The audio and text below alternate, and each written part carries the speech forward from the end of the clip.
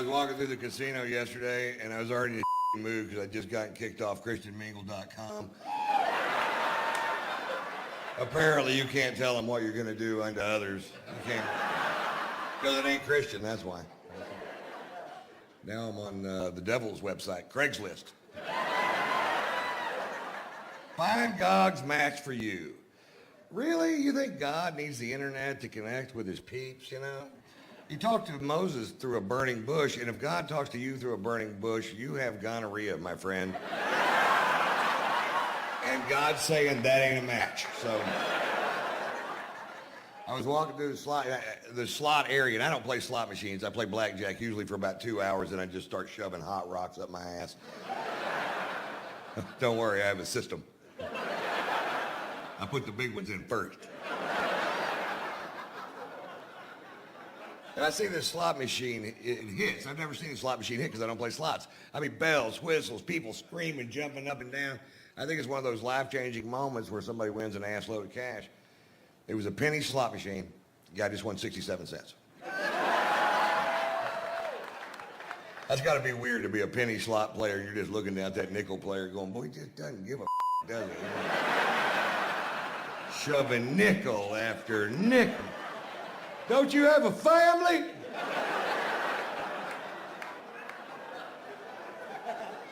We were here this summer. We were walking down the strip, Margo and my wife and I, and they were having a sex toy convention, which is one of the 5 biggest conventions they have all year. And it's where people that own sex shops come buy their stuff. And Margo said, hey, I got a friend that's having a shower. I need to get her a gag gift. Why don't we go? And I said, yeah, it'll be fun. And so we go, and it's huge, booths everywhere. And this one booth only sold dildos. And I walked up to the booth and I said, how much are the dildos? And the guy goes, they're not dildos, they're personal massagers.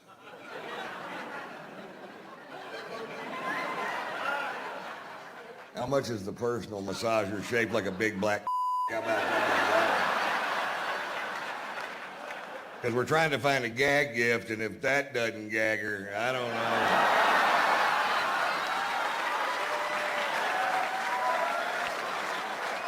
I don't know what we're going to use, a broom handle?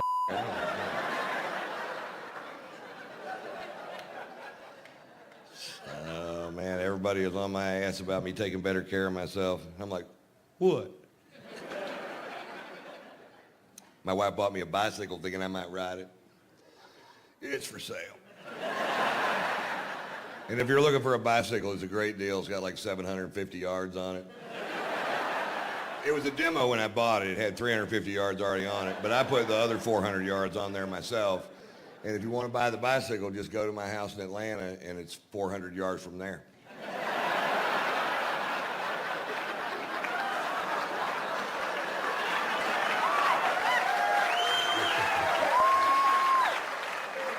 You never know what life's going to have in store for you, but if you'd have told me 10 years ago that today I would have the same number of Tour de France wins as Lance Armstrong,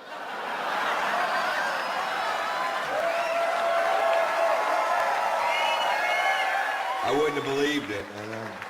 But here it is, dead-ass tie right now. And I'm still qualified to enter this year. You never know.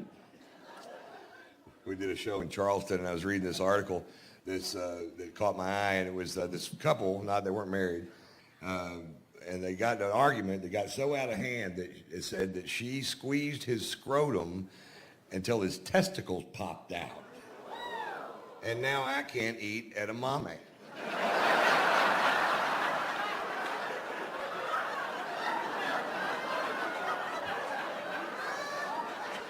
This grosses me out, all right. When we return, more Ron White. Welcome back to Ron White's Vegas Salute to the Troops. I'm 56 now, and I'd like to, I've learned a lot in my life. I'd like to pass on a few tips for you that may enhance your life a little bit. Number 1, safety second. That's a big one right there. And here's another one. When other people raise the bar really high, you can walk right the under it. And go to a bar if you want to. And never use Vaseline as a lubricant. I tried that the other night, and I on her tastes like I was trying to get a transmission.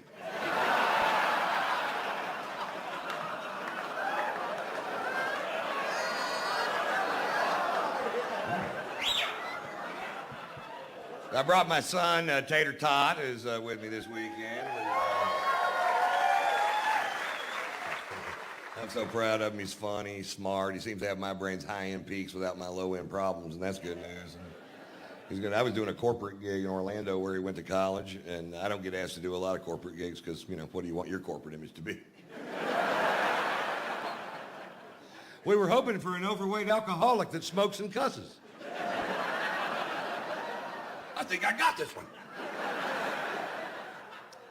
Anyway, I wear wild socks, and because I do, people give me wild socks. And I was backstage with my son, and I was putting these socks on, and Marshall goes, Dad, those socks are gay. And I said, chicks dig these socks. He goes, chicks wear those socks.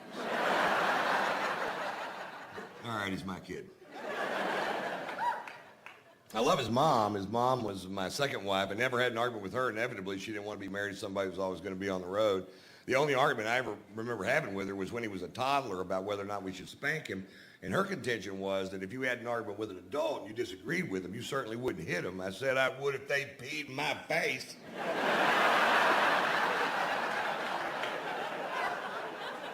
I'm not kidding. Pee in my face. See what the happens. She busted him with internet porn when he was 15, and I felt so sorry for him because she called me just squawk. And I felt horrible for the kid because when I was 15, I was so horny I could to the Sears catalog. And that's just big girl panties and lawnmowers. I can't imagine being 15 years old and having a virtually unstoppable stream of high-definition pornography piped straight into your bedroom. When I was a kid, you had to earn porn, man. You had to wait till your friend's dad went out of town on business. You had to crawl up in the attic and forage around till you found an 8mm reel. Really, then what? Learn how to work a projector, that's what. And after all that, you got silent, bushy porn. And if there was a soundtrack, it was always so up you couldn't understand it.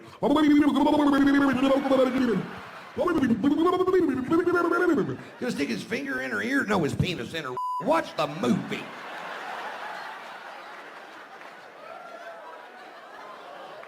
We had one friend that was 2 years younger than us, and he went, she put it in her mouth. I didn't know she was going to put it in her mouth. She's going to need to brush her teeth. Not yet, but she will. Watch the film. Note to self, put it in her mouth.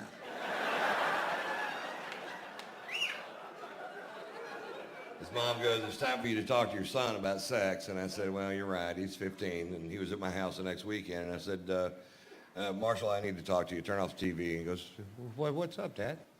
I said, no, I want to talk to you about sex. And he goes, oh, Dad, come on. I said, no, you're 15 years old. It's time we had this talk. And he goes, okay. I said, the clitoris is as sensitive as an eyeball.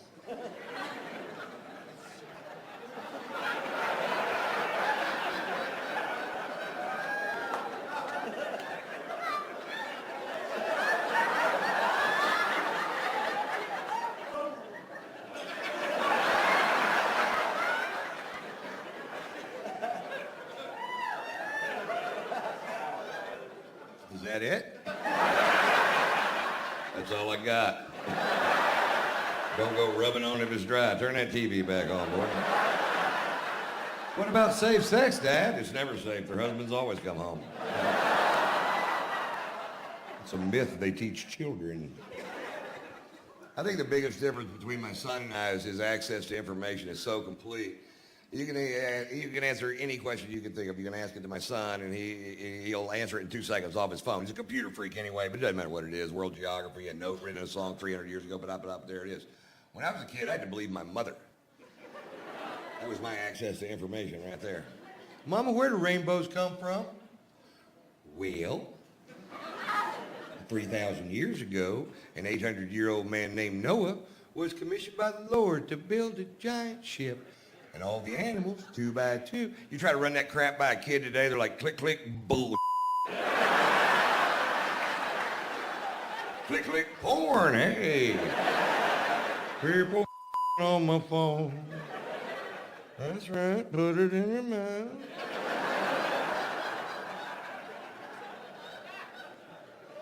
If my mother didn't know the answer to a question, I had to go to the library, which is a building where they used to store the knowledge. Now it's a place where homeless people piss. My mother used to drop me off at the library, and I was so intimidated by it because it was so big, and the rules were weird. You had to be quiet because the knowledge is sleeping or something. You had to learn a decimal system made up by some named Dewey, and then you had to search a 150,000 square foot building with volumes of knowledge, floor to ceiling, ceiling to floor. You had to cross-reference Dewey's bullshit, the card catalog, and the author's name. And you finally get to the place where the knowledge you seek is supposed to be, and it might not be there. Where's the knowledge that I seek? Hey, somebody else has got it.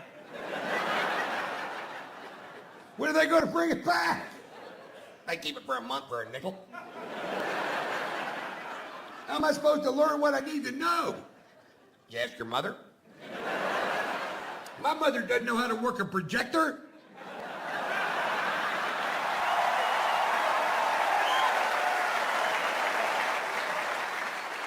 Thanks so much. You guys have been fantastic. I want to thank the Mirage Hotel and Casino, my second home, for having us. When you come to Vegas, be sure to stop at the Mirage, and maybe you'll win 67 cents or $67,000. I don't know. I want to thank all my funny friends who came out here to help. John Caparulo, Josh Blue, Kathleen Madigan, Ralphie May, Brian Regan.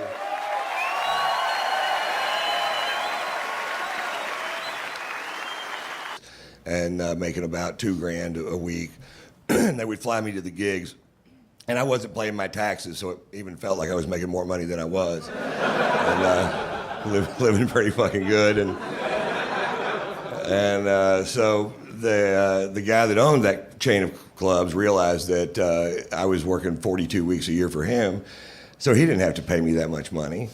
Because what the fuck else would I do? You know, where am I going to go get those kind of gigs? You know, I don't know. And so he cuts my pay from $2,000 an air to $1,500 and flat. And I told him to go eat a steaming bowl of fuck. Okay, cut to years later. Blue Collar Comedy Tour happens. We sell 10 million albums. I start touring. I play Radio City Music Hall. I'm, you know, just things I never even dreamed of. I'm from a little dirt town in Northwest Texas. And I'm on my tour bus. It's late at night, and I'm driving back to Atlanta. And Wednesday night, when I get back to Atlanta, where I have a house, and I'm going to be the auctioneer at this huge charity event in a tuxedo called the East Lake Foundation. And it's part of the end of the golf season with the East Lake course. And so that's my big charity of the year. So it's a big deal, and I do it every year. And I'm real fucking drunk in my bus, which happens we get what we call bus fucked up in that bus. And your only goal is to stay sober enough to make it to where your fucking bunk is. And I've barely done it. And underneath my bed on the bunk, there's a drawer that's refrigerated, and I can get water. And I've just had a bunch of dental work done, and all these are crowns on the front of my teeth. And one of them had been loose, and it had fallen off, and it was this one right here, that bad boy right there. And I stuck it back on with a piece of toilet paper in there. And it had been on there for quite a while. It stuck on, and it looked great. Look, my teeth look great. None of them are real. None of this shit's real. None of it. Not one fucking thing of this is real. And so I'm gulping down this water, drunk on my bus late at night, and the tooth comes off, and I swallow it. And I understand the ramifications of this the second that it happens, because we live here too, and the dentist that did it's in Beverly Hills. That tooth cost $2,000 fucking dollars, and I need it for Wednesday night, and I know where it is. So I go onto the internet. What do you do if you swallow a tooth?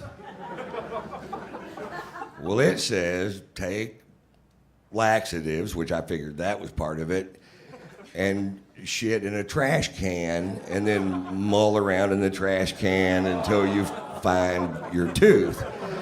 Now, I literally have a 10th grade high school education. I didn't graduate from high school, didn't go to college, didn't do any of those things. But still, I thought, strainer.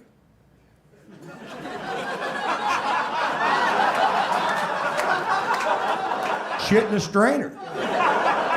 Take the strainer over the sink and like you're panning for fucking gold. Just run water over the turd and let it dissolve, and whatever's left is left, but you're not gonna miss this fucking turd, right? So I take everything. I'm doing these fucking liquid things. I'm doing everything because I gotta get this tooth, gotta come out by Wednesday because I need it so fucking bad. And it's really going bad. And I take it, I'm eating a lot of food. I'm trying to shovel this stuff out. Anyone hear the rest of the story? It's gross, I know. I know it is. And I'm actually holding a strainer underneath my butt, shitting in it, trying to find this precious piece of porcelain. But then I find at the store this thing where it's a strainer, but it has these things that you can pull out and put it on a pot or a pot. And so now I'm fucking hooked up, right? So I can put this thing down, then put the lid down, and I don't have to hold this thing between my legs to shit my tooth into my fucking bucket, right? So now I'm way more high tech than I used to be. And it's day 2. And I'm like, oh my God, come on, Wednesday, come on. And I'm just so fucking sick of this. I've been sitting on these fucking commodes for 2 days. And I was so sick of it. The only thing that kept me going was I started to pretending that was Nancy Grace's mouth.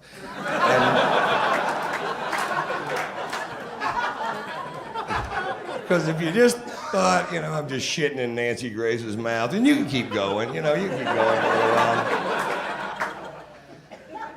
Day 3, nice turd, we catch in the strainer bucket, high tech, take it over, rinsing it off. Last chance for romance right here. My gig is in 4 hours, and there's the tooth. I found the fucking tooth, and I put it in the dishwasher. You think I was just gonna shove it back in my mouth? And we go down there, and the fucking gig was postponed to the next night. I was like, oh. Anyway, there's my story. Thanks a lot, guys.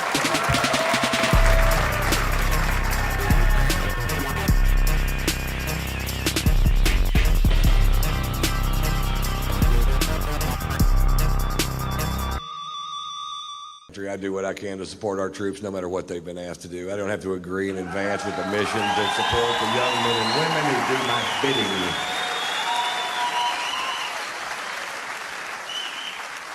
Last year I went on a UFO tour.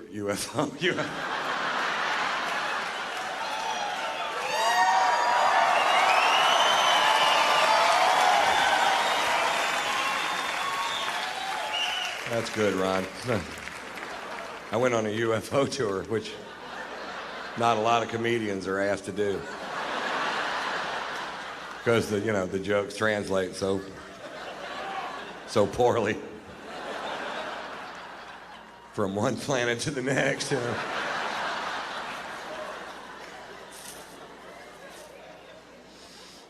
These are legal aliens.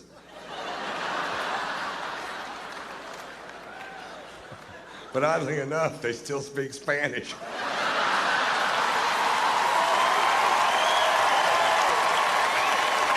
I went on a USO tour, and I'll tell you the difference. Earthlings. I was in Germany for 10 days doing shows for troops going into and coming out of Iraq and Afghanistan, and they asked me to go to Iraq, and I was like, fuck you. I'm not going to that shithole. I'm 50 and fat. I'll get shot. I couldn't dodge a goddamn donut if you threw it at me.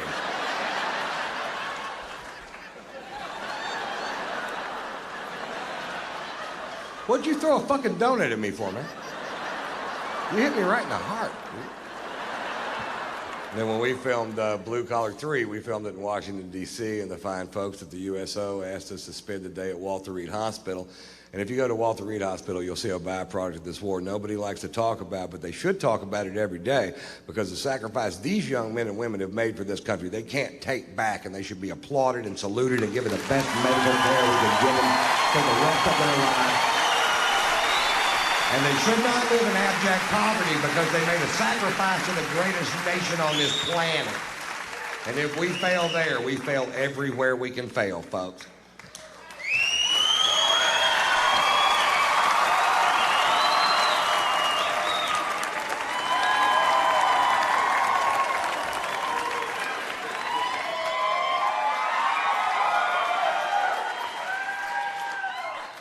To the troops, guys. Cheers.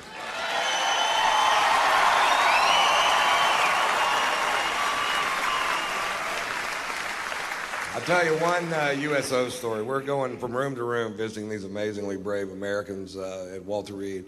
Me, Jeff Foxworthy, Bill Engvall, Larry the cable guy. We go to this kid's room, and this kid is mangled. I don't know what they'll ever do for him. The only way he could talk was to hold a finger over a hole in his throat. And he breathed in, and he wouldn't use a lot of words, but what he said was very poignant and very funny. And I was just sitting there admiring him, going, who the fuck is this kid to be this brave, you know? And I carry a man bag, and in the bag are cigars and cigar cutters and lighters and reading glasses and sunglasses and Tampax and my wife's titties and all the things I need to make it through an afternoon. We're about to leave this kid's room, and Foxworthy goes, you know, you're the only person today that didn't make fun of Ron's purse. And this kid goes,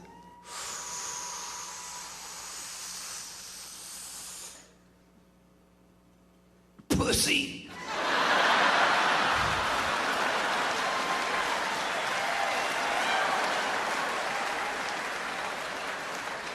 That's the only time I've ever seen Foxworthy snot.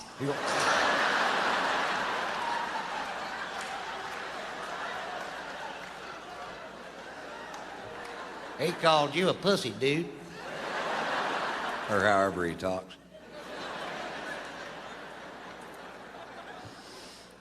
I love this country. I don't think this country's perfect, but I don't think any country is. And I think there are ways I could help improve this country, but nobody in Washington will listen to me because of my behavioral problem. There are three ways I think I could improve this country. I could improve the heightened state of awareness system in this country.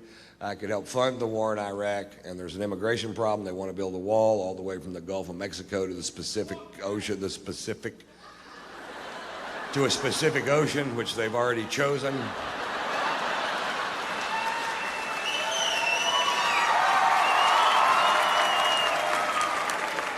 Oh, he was sharp than that. We saw him. Went on a UFO tour and took a trip across a Pacific Ocean, which he had already chosen in advance.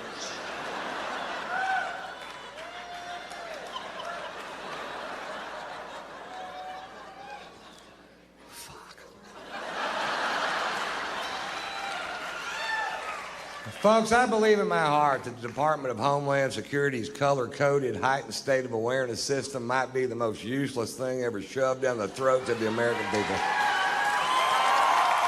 In all my travels, I've yet to meet one person that knows what to do different if the heightened state of awareness is yellow or orange or yellow. Nothing ever happens anyway. I haven't met one person that knows that there are 5 heightened states of awareness in this country. Did you know that, sir? Fuck no, you didn't. Oh, no. Blue, green, yellow, orange, and red. Apparently, when the heightened state of awareness is blue, you don't even need sunscreen. You can just walk outside naked. You can't even burn my cock.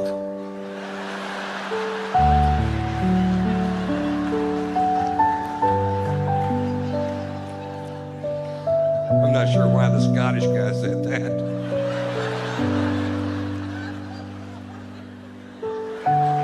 You can't even burn my cock.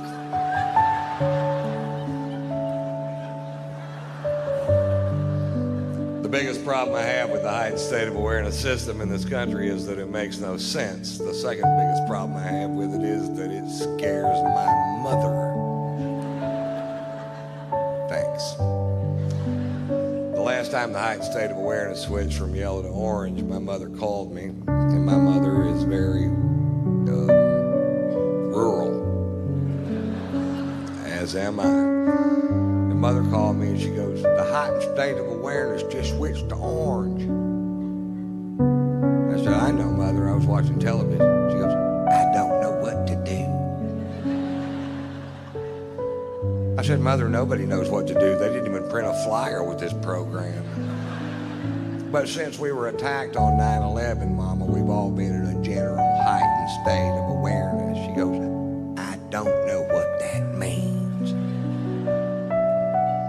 I said, well, Mom, if you're getting on an airplane and the person in front of you has 7 H's in their name and a basket of fucking cobras,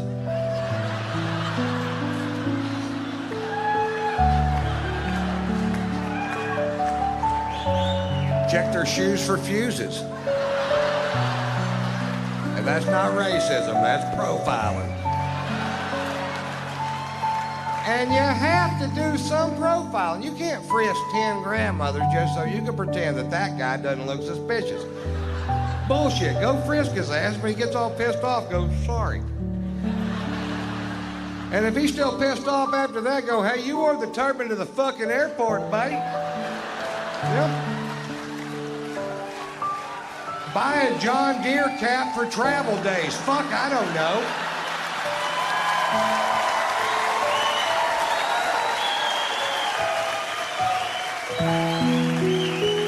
Buy a John Deere turban. Do they make them? I'm sorry, we're a little edgy.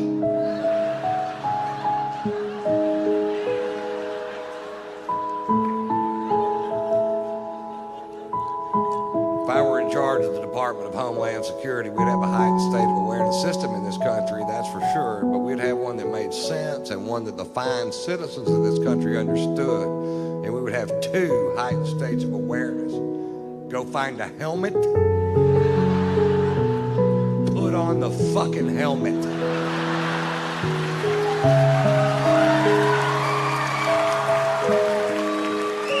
That way I know what to say to my mother when she calls. I don't know what to do. It's put on a fucking helmet, damn. Put on a fucking helmet, Mom. That strap goes under your chin, Mother.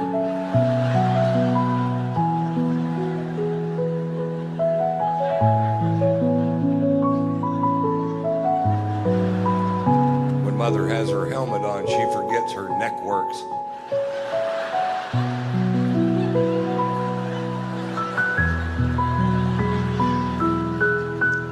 Just turn your head, Mom.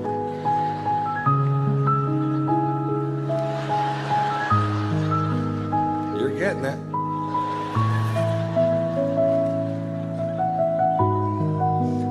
We find ourselves, folks, in the middle of a war we can't afford financially. I won't address any other aspects of the war this evening, but it is time to refit the biggest army the world has ever seen.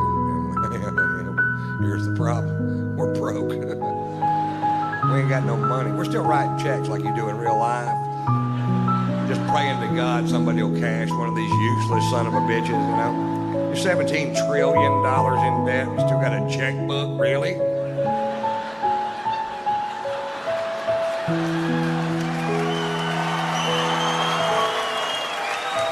Seems like somebody eventually is going to take that checkbook away, you know? And you know what? China's cashing our checks, and that's not a good plan for this country, mark my word. And they can't figure out a way to fund this war. And I came up with a great idea that nobody will listen